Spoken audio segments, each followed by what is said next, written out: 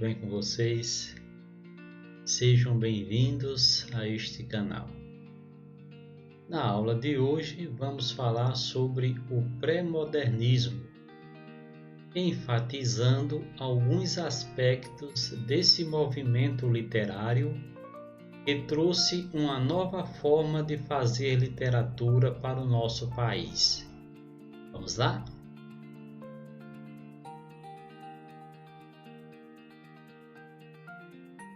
O que foi o pré-modernismo? O pré-modernismo foi o período de transição entre as tendências literárias da segunda metade do século XIX, que ainda estavam em evidência no Brasil, como o simbolismo, por exemplo, e o modernismo, última tendência literária da literatura brasileira. Assim, por ser um período de transição, o pré-modernismo é reconhecido como um movimento que preparou o terreno para a chegada do modernismo, mas não era visto como uma escola literária. Vamos prosseguir. Duração. O pré-modernismo teve início em 1902, ano em que se publica Os Sertões, de Euclides da Cunha, e Canaã, de Graça Aranha. Seu final se dá em 1922, com a Semana de Arte Moderna. Vamos prosseguir.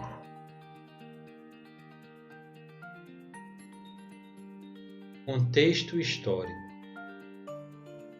O pré-modernismo se desenvolve em meio aos seguintes fatos. 1. A República não trouxe expectativas boas para o povo, principalmente para os mais pobres, pois era uma república voltada apenas para a elite agrária, que interferia na política brasileira da época. Esse período, conhecido como Primeira República ou República Velha, se iniciou em 1889, com a proclamação da República, e foi até 1930, ano de início da Era Vargas. 2.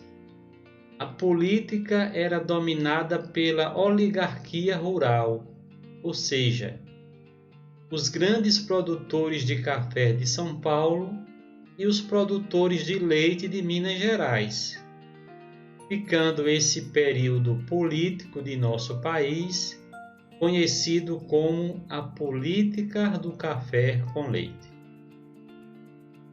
3.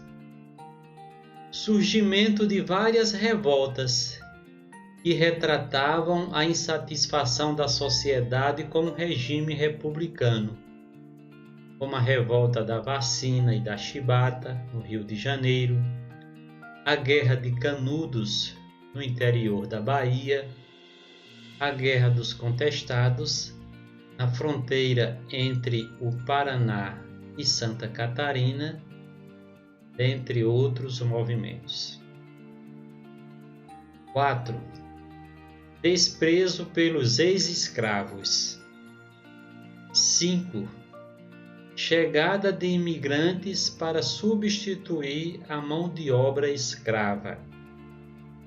6. Industrialização e surgimento do proletariado. E 7. Greve dos operários em São Paulo. Pois bem, todos esses fatos que caracterizaram o período político econômico e social do nosso país se refletem na literatura pré-modernista dessa época. Vamos prosseguir.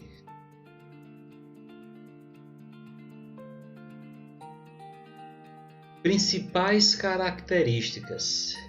Em linhas gerais, é comum perceber nas obras dessa época 1. Literatura voltada para a denúncia social. 2. Regionalismo sem idealizações. E 3. Literatura para retratar os fatos do momento, como a situação política, econômica e social do povo brasileiro da época. Vamos prosseguir.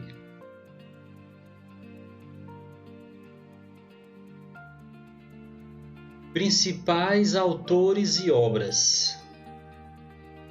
Euclides da Cunha, que escreveu, dentre outras obras, Os Sertões, em 1902, e fala da Guerra dos Canudos, ocorrida no interior baiano em 1897, e da qual participou na condição de correspondente do jornal O Estado de São Paulo.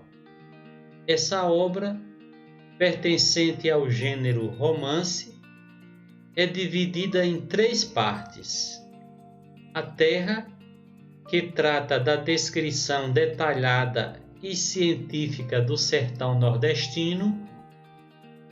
O Homem, que trata da apresentação do sertanejo numa visão tipicamente naturalista, com seu caráter cientificista. A Luta, que trata da narração da luta entre as tropas do governo e os seguidores de Antônio Conselheiro. Vamos prosseguir.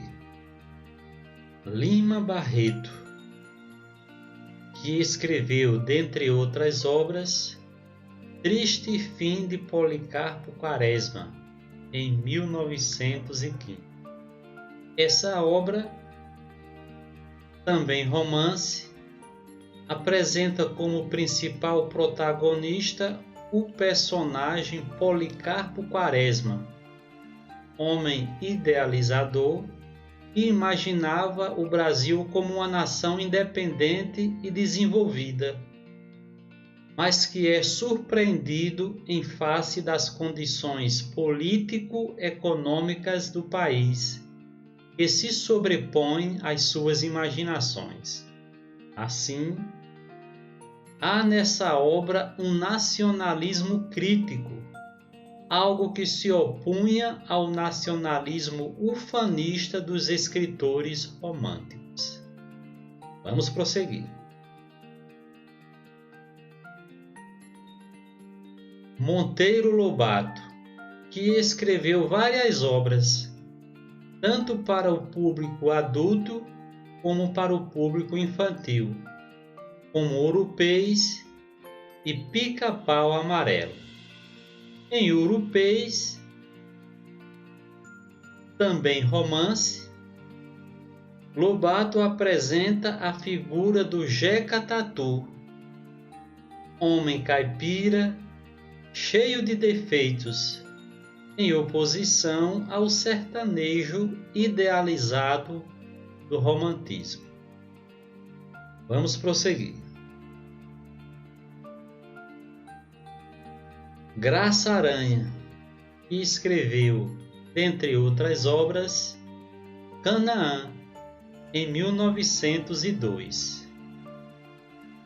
Essa obra, também romance, põe em foco a imigração ocorrida no final do século XIX e início do século XX, sobretudo a imigração alemã, com reflexões filosóficas, típica do naturalismo.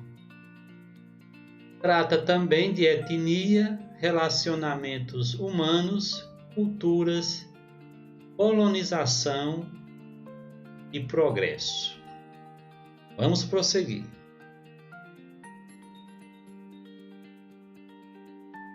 Augusto dos Anjos, que escreveu Eu, sua única obra em 1912.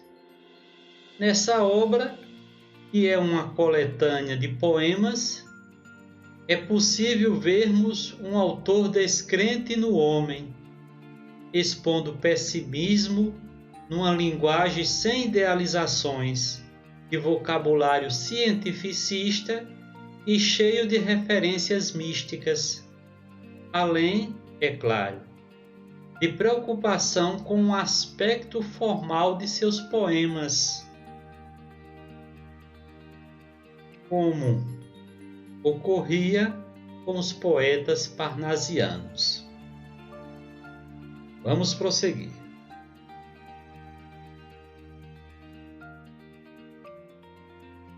Temos aqui um poema de Augusto dos Anjos, paraibano, natural da cidade de Sapé.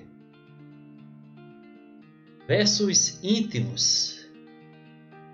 Vamos terminar esta nossa aula lendo este poema de Augusto dos Anjos.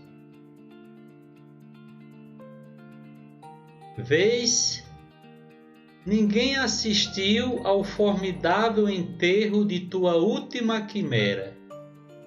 Somente a ingratidão, esta pantera, foi tua companheira inseparável. Acostuma-te à lama que te espera. O homem que, nesta terra miserável, mora entre feras, sente inevitável necessidade de também ser fera. Toma um fósforo, acende teu cigarro. O beijo amigo é a véspera do escarro. A mão que afaga é a mesma que apedreja. Se a alguém causa ainda pena a tua chaga, apedreja essa mão vil que te afaga. Escarra nessa boca que te beija. Que poema maravilhoso, não é verdade? E nele podemos constatar um eu lírico descrente. Descrente de tudo. Descrente das pessoas, descrente da situação, descrente de novas perspectivas para a vida, etc. Não é verdade? Pois bem, meus alunos, com a leitura deste poema, chegamos ao final de mais uma aula online.